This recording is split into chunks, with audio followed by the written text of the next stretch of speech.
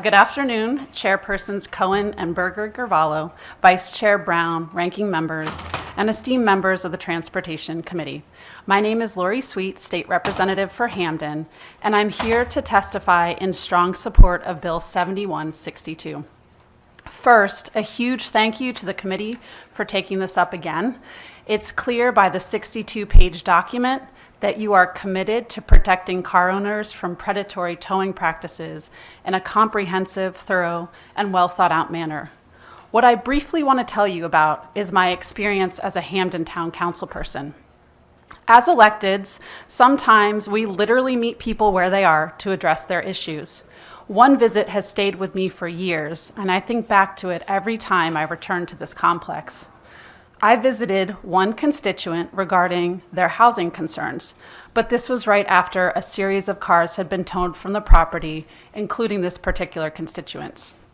I can tell you that I probably looked out the window at least every 5 to 10 minutes, worried that my own car would be towed during my short 60-minute visit. There was no visitor parking at the complex.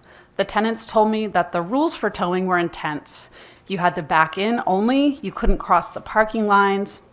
There was no signage about what happened or who to call if your car got towed.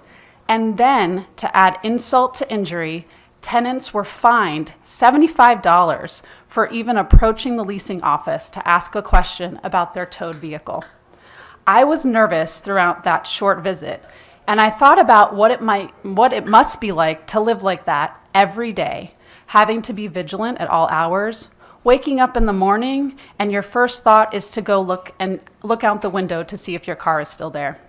If your car's towed, how will you get to work, pick up the kids from school, visit a sick parent? One single tow can have a profound snowball effect, forcing tenants to choose between paying for towing and paying their rent. I recall contributing to someone's GoFundMe whose car was towed the week before Christmas.